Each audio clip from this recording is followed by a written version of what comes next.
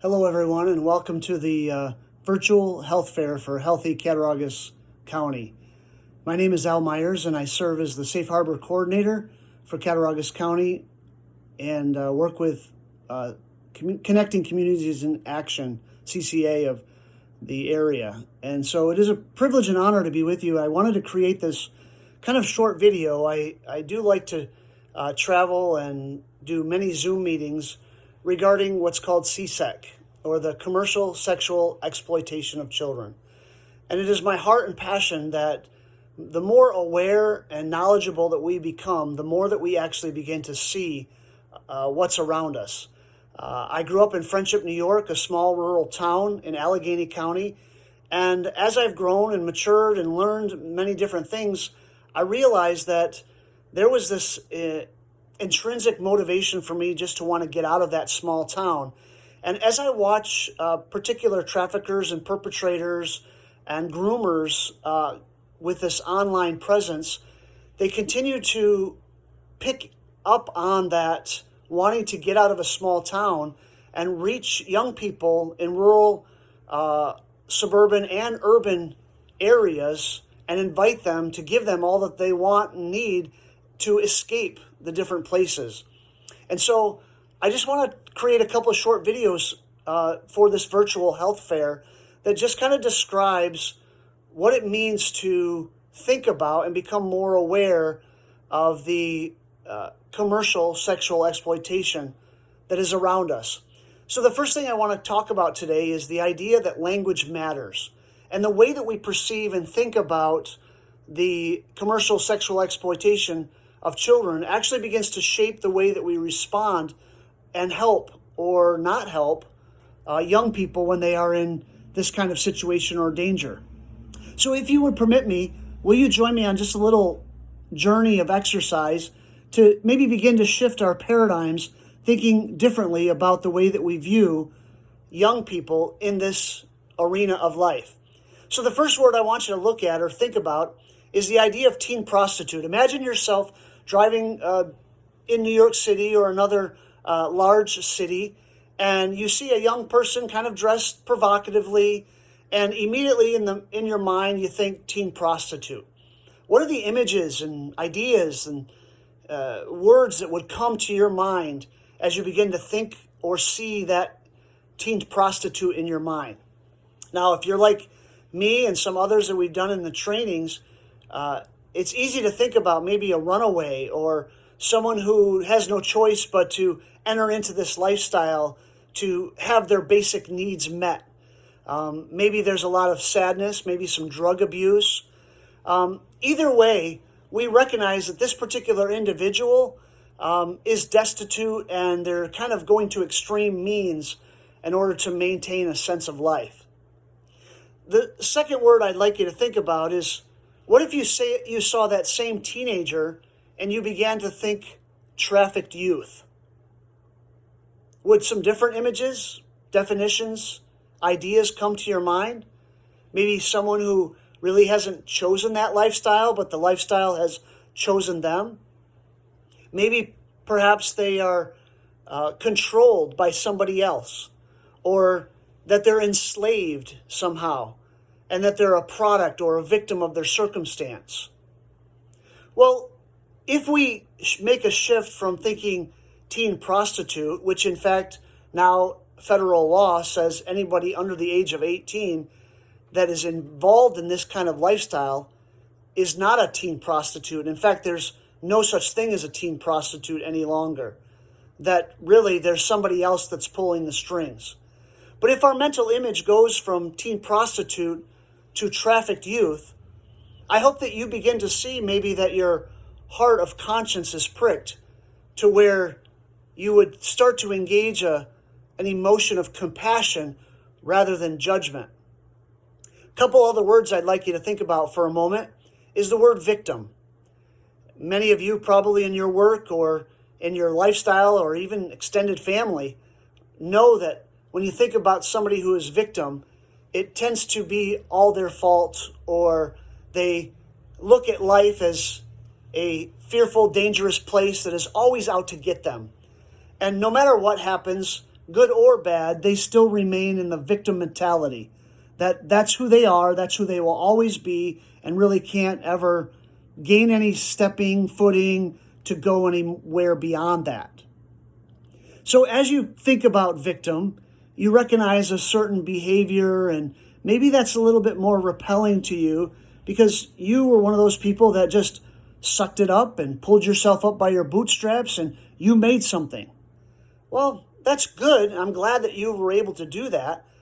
But why is it that we get so upset all the time with those that remain in their victim mentality? It's a good question to ponder. But let's take another term, if you will, called survivor. And you think about someone who's a survivor, maybe you also have somebody in your family that is a cancer survivor. That when you think of the words or images come to mind, you think of someone with tenacity or perseverance, or the ability to overcome difficult life circumstances. Maybe it's those things that are difficult for them that didn't allow them to become bitter, but actually made them better. Or they have some sort of ability to look at every obstacle as an opportunity. And when we think of survivor, we think there's someone with internal strength that have the ability to persevere and walk through or go through stuff and come out on the other side with a favorable character transformation. You see how our minds maybe begin to shift, that when we perceive of someone as a victim, we have a certain mindset that we have towards them versus a survivor where we have a perspective and a mindset towards somebody else? Good. Hold on to that thought for just a moment. Let's go through two more terms. That would be rescue and then support. When you think of rescue, what do you think of? Maybe a lifeguard throwing out a lifeline? Someone's in crisis and they definitely need someone to kind of come and help them because they can't help themselves. That they're drowning in their circumstances or health crisis or financial obligations, and they just don't know where to turn. And our instinct as helpers, as family members, as caseworkers, law enforcement, our desire is to come alongside them and rescue them and help them out of their dire straits. Well, that's kind of an avenue that we've been trained in or think a lot about. And it's really no difference when we see someone who is being trafficked and we have that instinct of wanting to help in some way, or we see a homeless person or a needy person and our response is to get them out of that situation as quickly and fast as possible. Let's think about another term called support. And when you're beginning to think about trafficked youth and those that are kind of wrapped up in the particular lifestyle, support isn't a word that maybe thinks about coming alongside, more empowerment rather than enablement. Maybe it's more about helping that person, asking questions for self-discovery, to help them kind of gain a sense of agency, to realize that maybe they have within them the ability to overcome. And so questions like, what took place in your life before this? I'm sure this isn't the first difficult situation you faced. What did you implement in your situations before or your relationships before that maybe you could find those tools again to help you overcome what you're currently going through? And you see, all of a sudden, we begin to go after the internal agency and encouragement of an individual rather than kind of creating that sense of dependency on a particular person who does rescue them. And I get it. We're in a world and a culture that people just need to be needed. And it feels good when we are able to help someone. But you know as well as I do that a lot of times that turns into more of a burden, and we experience vicarious trauma that we end up taking from our clients or customers or other family members. Or maybe we experience compassion fatigue, where we just get tired of helping someone over and over again, only to see them find themselves in the same circumstances later on. So what do we do with all this? You see, when it comes to trafficked youth and the idea that someone may be in bondage or entrapment or enslavement, that their minds have focused themselves in that arena, that they're having their needs met.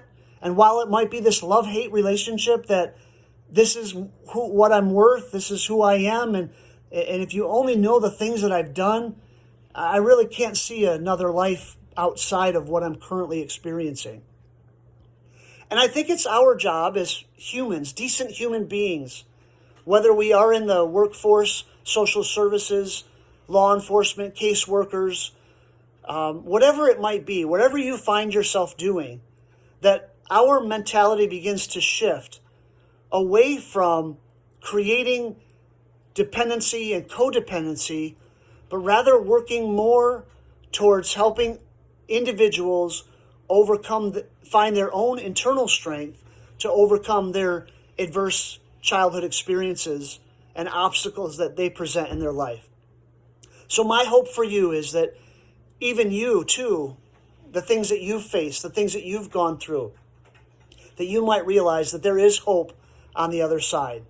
Thanks for listening, and I hope you have a wonderful day and have a chance to look at some of the other videos that will be posted in this virtual health fair that's coming up in October 2022. Have a wonderful day. Bye-bye.